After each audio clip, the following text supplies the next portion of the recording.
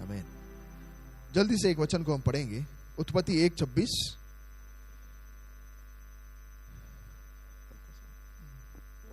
फिर परमेश्वर ने कहा, हम मनुष्य को अपने स्वरूप के अनुसार अपनी समानता में बनाए। क्या कहा परमेश्वर ने?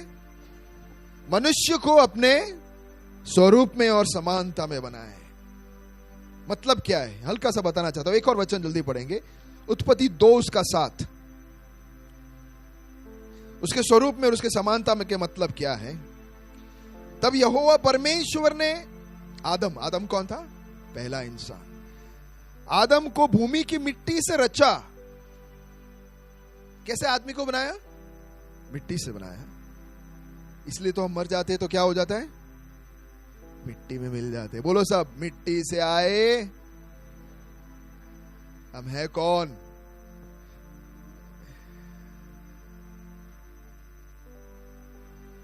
लेकिन यहां तक तो ठीक था, लेकिन उसके आगे और उसके नथनों में जीवन का श्वास फूंक दिया। फिर आगे लिखा है, और आदम जीवित प्राणी बन गया। उससे पहले तक वो जीवित प्राणी नहीं था। उसका मतलब जब उसके नथनों में, सांस में परमेश्वर ने सांस फूका तो क्या बन गया? बोलो मेरे साथ, जीवित प्राणी बन गया। अब आप पूछोगे क्या भैया, जीवित नहीं थे क्या? और आदम को बनाने से पहले कितने सारे प्राणियों को बनाया, सब बनाया, लेकिन इसको ही जीवित क्यों बोल रहे हैं? यही बात है, परमेश्वर का एक भाग यहां पे परमेश्वर ने इंसान के अंदर डाला। उसके नथनों में परमेश्वर ने फूका। बाकी इतने सारे जानवरों को बनाया, पक्षियों को बनाया, पेड़ बनाया, पौधे बनाए, घर बनाए, पर्वतें बनाए, नदियां बनाई, सबको यूं अपने शब्दों से बनाते गया। ठीक है, लेकिन ये सब ठीक है, मेरा एक खास बेटा आ रहा है, उस सब के लिए ये मैं तैयार कर रहा हूं। और फिर एंट्री हुई किसकी? पहले आदमी, औरत, आदम और हव्वा। और फिर कहा कि इसके अंदर मैं कुछ स्पेशल डालने वाला हूं जो किसी और के अंदर नहीं डाला। ये मेरे समानता में, मेरे स्वरूप में तब बनेगा जब मैं उसके अंदर ये डालूंगा। और वो क्या था? उसके नथनों में जीवन का श्वास। प्यारो, परमेश्वर अनंत है और वो अनंतता उस श्वास के साथ इंसान के अंदर। बोले आजू बाजू में देखकर, तुम अनंत जीने वाले हो भाई, तुम अनंत जीने वाले हो बहन। हमेशा हमारी शुरुआत है, लेकिन वह अंत नहीं होने वाला। अंत किसका नहीं होता है? परमेश्वर का। बाकी दुनिया के हर चीज का अंत होता है, लेकिन परमेश्वर का अंत नहीं होता है। अब मेरा भी अंत नहीं होगा। उसका मतलब क्या है? कि परमेश्वर का वो भाग मेरे अंदर आ गया। मैं परमेश्वर के समानता में। बोलो, मेरे अंदर अनंतता है। बोलो, मैं क्षणिक नहीं हूं, थोड़ी देर के लिए नहीं हूं। मैं एक छोटा सा उदाहरण देना चाहता हूं। हमारा जो जीवन का स्टाइल है ना, वो ऐसा है। दो दोस्त लोग थे, सरकारी नौकरी करते थे, दोनों भाड़े के घर में रहते थे। कौन से घर में? भाड़े के घर में। तो एक जन का नाम था क्षणिक, बोलिए क्षणिक, और एक जन का नाम था अनंत। तो क्षणिक है ना, वो कैसा है? वो क्षणिक है। भाड़े के घर में बाहर जबरदस्त पेंटिंग लगा दी, नेरोलैक का, सीधा 5 लाख चढ़ा गया। पर वो कैसा है? क्षणिक है। सबको बता रहा है कि मेरा घर, आजू बाजू बाजू वाला बोले, अनंत बोले ये घर तो भाड़े का है, इतना खर्च क्यों करने का। उसने साधारण 50,000 में काम बता दिया। उसके सामने से लोग जाने वाले बोले ठीक है, क्षणिक, आई एम समथिंग, अपने बारे में सोचता है, दिखाने में। फिर अंदर कोई आता है तो उसके सारे नल उसने जोरदार का, अच्छा बड़ा कंपनी कौन सा है नल का, कौन सा? जैगुआर। चलो 6,000 10,000 15,000 के नल लगवा दिए। कौन था? क्षणिक। और इस बाजू अनंत, मिस्टर अनंत बोलता है भाड़े का घर है, चलो 150 का नल डाल दूं, पानी तो आ रहा है। बोलो सब लोग मेरे पीछे, भाड़े का घर है। लगे हुए हैं। ऐसे ही इनके जीवन चलता जा रहा है। आमदनी, अठनी, खर्चा, रुपया। ये किसकी कहानी है पता है? क्षणिक। दिखाने में मैं कुछ हूं भाई, आनंद उठाना है, अच्छा सब कुछ फिटिंग करने का है, जोरदार पीओपी, पंखा भी, सब कुछ दिखाने में और एंजॉय और मनोरंजन में क्षणिक अपना जीवन बिताते जा रहा है। ये बेचारा पंखे में लेकिन मजे से जी रहा है, और लेकिन बोल रहा है कि ये घर चलता गया। एक दिन तो मकान मालिक आएगा कि नहीं? आ गया।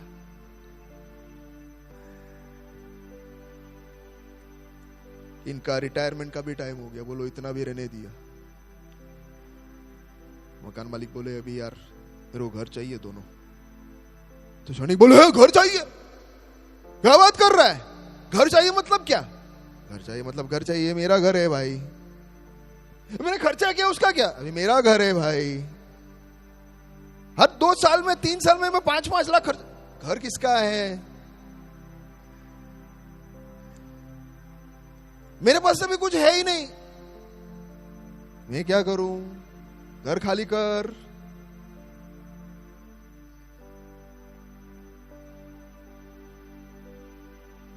माले में से पुराना एक पेटी निकालना पड़ा, बचा कुचा सामान उसमें डालकर निकल गया। सारा जिंदगी का कमाई उसमें डाल दी। क्या हालत है। बाजू में अनंत, वही उसने भी पेटी पुरानी निकाली, दूसरी एक पेटी भी निकाली। जीवन का पूरा कमाई उसके पास है, बचा के रखा उसने। उसे पता था कि ये तो एक दिन मुझे खाली करनी है, ताकि आराम से घर, उसने ऑलरेडी अपने खुद के घर में निवेश करना चालू कर दिया था। उसका घर बन गया था। आराम से जाके अनंत कहाँ रहने लगा? अपने घर। क्या कहना चाह रहा हूं मैं? ये घर भाड़े का है। बोलो सब लोग ऐसे। भाड़ाना घर में रहिए छे, सुंदर छे लेकिन भाड़े का है। ताकतवर है लेकिन भाड़े का है। बहुत कमाया है लेकिन भाड़े का है। खाएंगे बहुत, भाड़े का है। जोरदार सब लेंगे, भाड़े का है। एक दिन एक सच्चाई दुनिया वाले सबके सामने है। वो भले महात्मा गांधी जी हो, वो भले हिटलर हो, वो भले धीरूभाई अंबानी हो, कोई भी हो, क्या है कि भाड़े का घर तुम्हें खाली तो करना ही। तुम भले कोई भी हो, तुम्हारी ताकत नहीं है खड़े रहने के लिए, खाली तो करनी। लेकिन ये हमने थोड़ी देर पहले क्या देखा कि हम थोड़ी क्षणिक है। परमेश्वर ने उसके स्वभाव में हमें बनाया, उसके स्वरूप में हमें बनाया, मतलब परमेश्वर का अनंतता मेरे अंदर है, मतलब मैं अनंत जीने वाला हूं। तो अभी अनंत क्या है? देखो प्यारो, मेरा शरीर 3 भाग में है। एक जो दिखता है, जिसके पीछे हम पागल की तरह पड़े हुए हैं, वो एक है। और वो कितना लंबा चलेगा? कितना लंबा? 55 ही जीना है ईरू आपको, ठीक है, ईरू ने 55 बोल दिया। और ईश्वर 80। ओ बाप रे, 80 साल तक ईश्वर 80 होगा तो कैसा होगा? नहीं, चलो जरा सोचिए कैसा होगा ईश्वर। नहीं भैया कैसे हो? वो 80 तो मैं कहां पे पहुंचूंगा?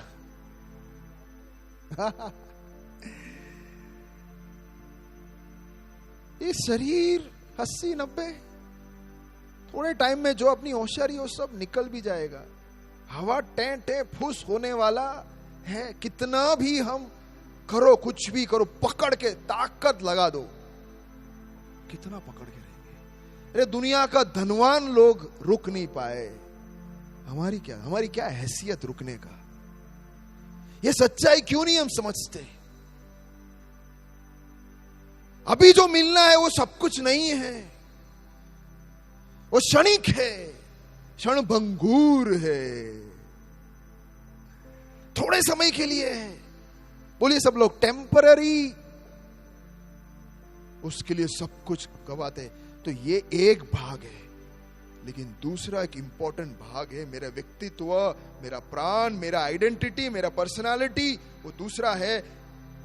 लेकिन तीसरा सबसे इंपॉर्टेंट इंसान के अंदर ही है, वो है परमेश्वर की आत्मा।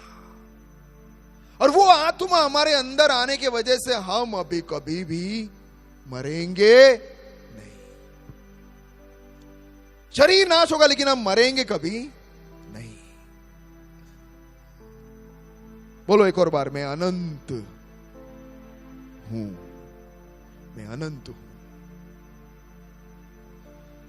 तो उस नजरिए से हमें देखना है कि मैं अनंत हूं।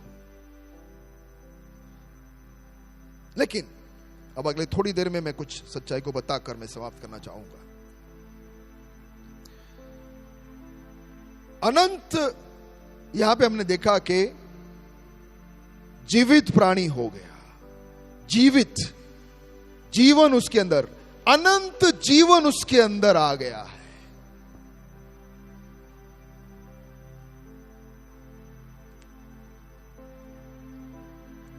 लेकिन इसका मतलब यह है कि उसके ऑपोजिट में, दूसरे जगह में, अगर इधर अनंत जीवन है तो इधर क्या है? अनंत मौत है। अनंतता तो पक्की है इधर या इधर, लेकिन अनंत जीवन या अनंत मौत, ये हमें तय करना है। ये इस पृथ्वी में हम तय करेंगे। हमें देखना है कि मेरे अंदर कौन है। अनंत परमेश्वर मेरे अंदर है तो मैं अनंतता के लिए जीऊंगा। अगर अनंत परमेश्वर मेरे अंदर नहीं है तो मैं अनंत मृत्यु की ओर जाऊंगा।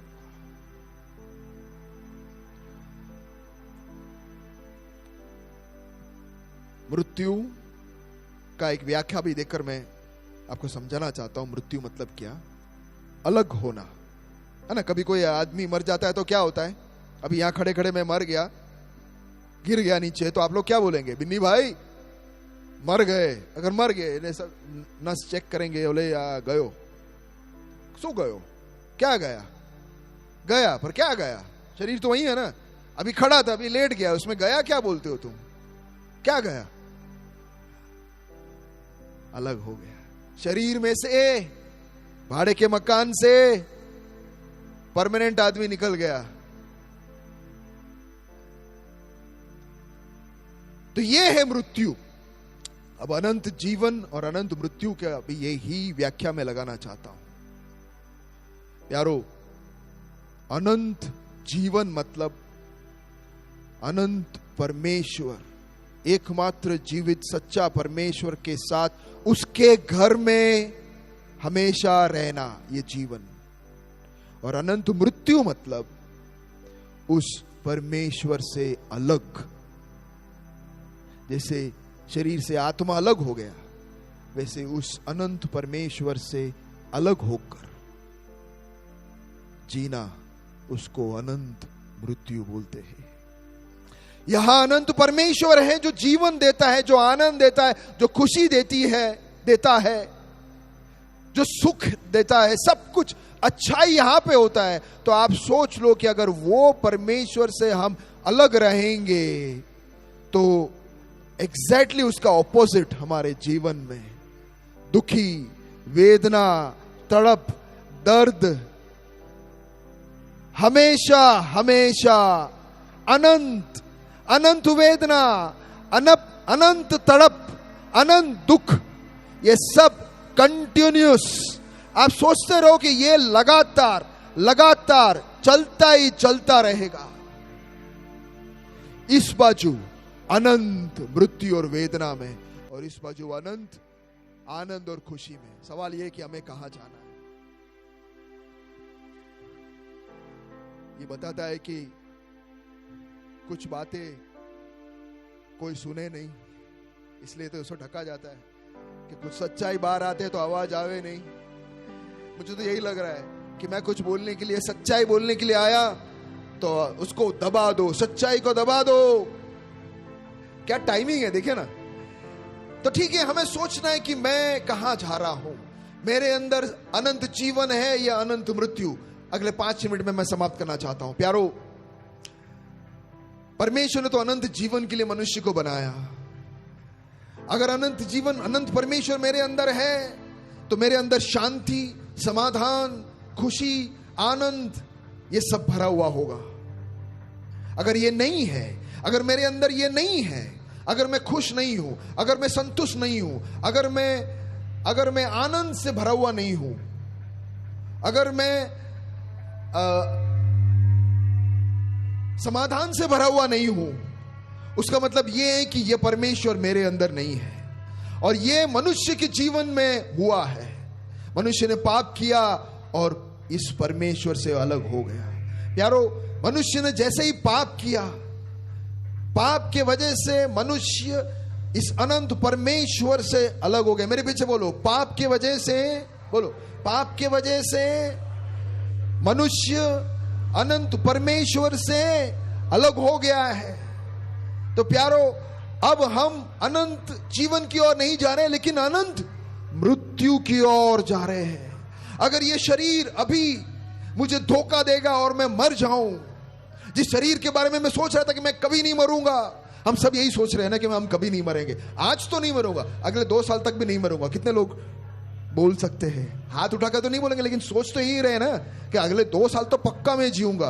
और बहुत सारे लोग सोचते हैं कि अगले 25 साल जीऊंगा, राइट? 25 साल, लेकिन किसका ठिकाना है? कल जिएंगे ऐसे कोई बोल सकता है? नहीं बोल सकते। अभी इसी वक्त हमारा जीवन इस शरीर से निकल जाएगा तो हम कहां जाएंगे? मेरे अंदर वो अनंत ईश्वर है कि नहीं, ये सवाल हमें करना है। लेकिन पाप के वजह से हम अलग हो चुके हैं। एक शुभ संदेश, अच्छा संदेश मैं आपको देना चाहता हूं प्यारो। इस प्रकार हम पाप के वजह से अनंत जीवन, अनंत परमेश्वर से अलग तो हो गए, लेकिन 2025 साल पहले क्रिसमस के दिन प्रभु यीशु मसीह स्वर्ग से उतरकर पृथ्वी पर आया और पाप की सजा उसने, मेरे और आपकी पाप की सजा प्रभु यीशु मसीह ने अपने ऊपर ले ली। मेरे प्यारो, प्रभु यीशु मसीह धर्म को बनाने के लिए नहीं है। कान खोल के अच्छी तरह सुनिए, उसको कोई धर्म से लेना देना नहीं है। धर्म परमेश्वर कभी नहीं बनाता है। उसने देखा कि मनुष्य पाप करने की वजह से अनंत नरक की ओर, जहां पीड़ा है, वेदना है, हमेशा दुख की ओर वो जा रहा है, तो इनकी सजा, इनके पाप की सजा को मैं मेरे ऊपर लूंगा, और क्रूस के ऊपर वो चढ़ गया। उसने पाप नहीं किया था मेरे प्यारो, उसने एक पाप नहीं किया था, लेकिन फिर भी उसने अपना जान क्रूस के ऊपर दिया। क्यों? मेरे और आपके लिए। मेरे और आपसे इतना वो प्रेम करता है, मनुष्य से इतना वो प्रेम करता है। यूहन्ना 3:16 कहता है, क्योंकि परमेश्वर ने जगत से इतना प्रेम किया, क्योंकि परमेश्वर ने जगत से हम सब से इतना प्रेम किया कि उसने अपने बेटे यीशु मसीह को पृथ्वी पर मरने के लिए भेजा। क्रूस के ऊपर मरने के लिए यीशु मसीह मरने के लिए आया, धर्म स्थापित करने के लिए या और कोई काम के लिए नहीं है। वो जीने के लिए नहीं, वो मरने के लिए आया। वो मरे ताकि हमको जीवन मिले, वो मरे ताकि हमको जीवन मिले। उसने वेदना उठाया ताकि हमको आनंद मिले, उसने तकलीफ उठाई ताकि हमको संतुष्टि मिले, उसने मृत्यु भी उठाई ताकि हमको अनंत जीवन मिले। जो कोई इस पर विश्वास करे वो अनंत, वो नाश नहीं हो परंतु अनंत जीवन पाएगा। प्यारो, ये संदेश आप तक परमेश्वर ने पहुंचाया है, मैंने नहीं। आप यहां पे आज आए हैं, अकस्मात नहीं है। आप ऐसा मत सोचो कि मैं आया हूं, आप नहीं आए यहां पर।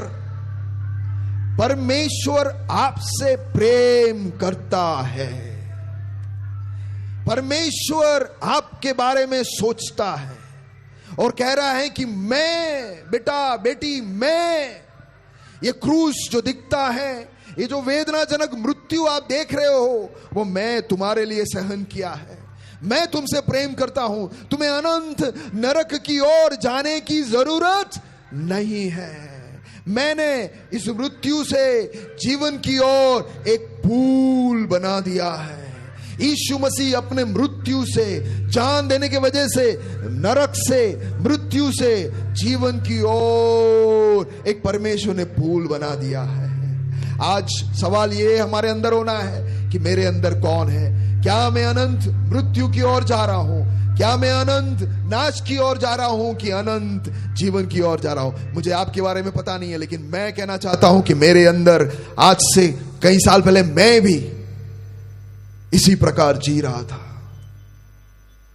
अपने में ही जी रहा था, मजे में धंधा कर रहा था, पैसे बहुत था, लेकिन अहंकारी, घमंडी, दुष्ट, गंदे विचार वाला। बाहर से किसी को कुछ नहीं दिख रहा था, लेकिन मैं जानता था कि मैं अनंत नरक की ओर जा रहा हूं। फिर जब ये प्रभु यीशु मसीह का प्रेम को मैंने देखा, मैंने बहुत कोशिश की, इधर गया उधर गया, ये करने की कोशिश की, लेकिन फिर भी वही गंदगी मैं सोचता था। कितने मन्नत माने, कितने उपवास किए, लेकिन फिर भी वही गंदगी में वापस। रात गई बात गई ऐसी थी, सुबह उठकर वापस वही सोचता था, वही करता था, वहीं पे जाके फंसता था, क्योंकि पाप मेरे अंदर था। ये पाप ने मुझे गुलाम बना दिया, पाप ने मुझे ऐसे जकड़ लिया कि मैं सांस नहीं ले पा रहा था। मेरे आसपास में किसी को पता भी नहीं चलता था, गंदगी कितनी है वो मुझे ही पता था। बाहर तो मैं सूट वूट में आ गया था कन्हैया, लेकिन अंदर मैं जानता हूं कि मैं कितना बदबूदार हूं। इसका कोई हल मुझे कहीं दिख नहीं रहा था। वो वीडियो चलाए, एक ही हल, जब ये परमेश्वर मेरे अंदर आया, उसने मेरे पापों को उसके ऊपर उठा लिया। दुनिया में कोई भी, मैं सब जगह ढूंढ रहा था कि कौन कौन मुझे बचा सकता है, कौन मुझे बचा सकता है। सब बड़ी बड़ी बातें कर रहे थे, सब दर्द में थे, सब मुझे बोल रहे थे बड़ी बड़ी बातें, लेकिन मैं कह रहा था कि मुझे बचाओ यार, मैं फंसा हुआ हूं। कोई बचाने वाला नहीं था। ये करो वो करो, अरे क्या नहीं किया मैंने, कहां नहीं गया मैं अकेला नहीं, आप सबकी कहानी यही होगी। आप कहां नहीं गए मुझे बताओ, क्या नहीं किया मुझे बताओ। लेकिन पाप का हल आया है। मनुष्य का, दुनिया का एक ही सबसे बड़ा समस्या है, अच्छा मोबाइल, अरे नहीं बाबा, पैसा, अरे नहीं, संबंध, अरे नहीं, कुछ नहीं है, वो सब क्षणिक है। सबसे बड़ा समस्या इंसान का है, पाप से मरा हुआ दब गया है वो, और वो पाप का हल करने के लिए प्रभु यीशु मसीह स्वर्ग से आया। ये वीडियो को देखेंगे और हम परमेश्वर का। शुरुआत में ईश्वर ने हर चीज खूबसूरती से बनाई, इसलिए वो मनुष्य की बनाई हुई वस्तु में नहीं रहता। उसने मनुष्य को भी बनाया और उसके साथ एक खूबसूरत रिश्ता रखा, परंतु मनुष्य ने परमेश्वर के विरुद्ध पाप किया और इसलिए ईश्वर से उसका नाता टूट गया। क्योंकि ईश्वर पवित्र है और वो पाप के साथ नहीं रहता,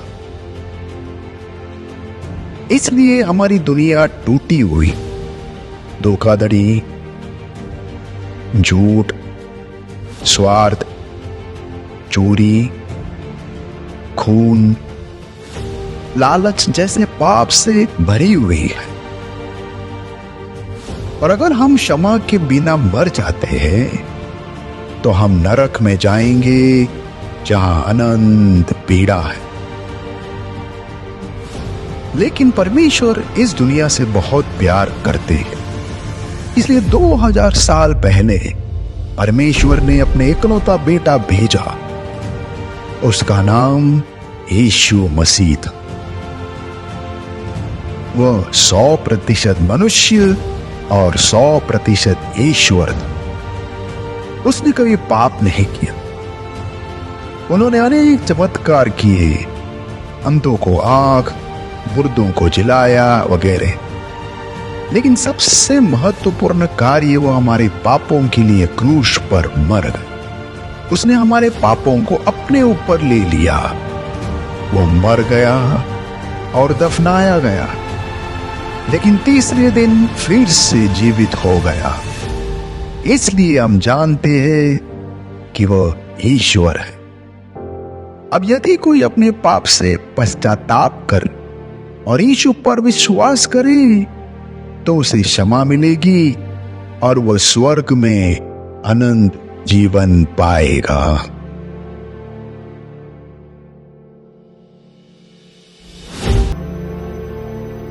हालेलुया। आइए आंखों को बंद करें।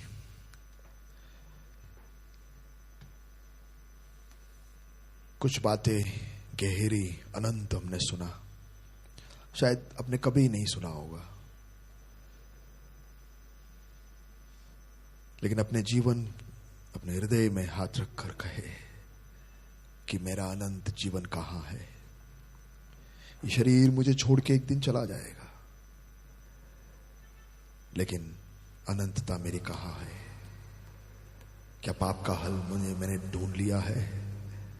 पाप का हल मुझे मिल गया है कि मैं फंसा हुआ हूं अभी भी? मेरे अंदर ये अनंत प्रभु है कि नहीं? आइए छोटी सी प्रार्थना करें। अगर आप चाहते हैं कि अनंत परमेश्वर की ओर जाना चाहते हैं तो प्यारे पिता, हमारी लाख कोशिश से भी हम ये पाप से बच नहीं पा रहे। हर दिन वहीं के वहीं में फंसा हूं। कि कुछ भी करूं प्रभु, ये पाप मेरे ऊपर से हटता नहीं है, और मैं नहीं चाहता कि मैं अनंत मृत्यु या अनंत नरक में मैं जाऊं। लेकिन आज मैंने सुना कि मेरे पापों का दंड प्रभु यीशु तूने उठा लिया, और क्रूस पर वो सजा भुगत ली। मुझे मरना था, उसके जगह पे तू मर गया। धन्यवाद, धन्यवाद, धन्यवाद प्रभु। तू मुझे, मेरा बचाने वाला है। किसी ने मुझे नहीं बचाया। सब बातें कर रहे थे, लेकिन बचाया केवल तूने, जान केवल तूने दी। अब तू मेरे हृदय में आ बस जा। मुझे माफ कर, मेरे पापों को धोकर शुद्ध कर, और मैं अनंतता तेरे साथ रहना चाहता हूं।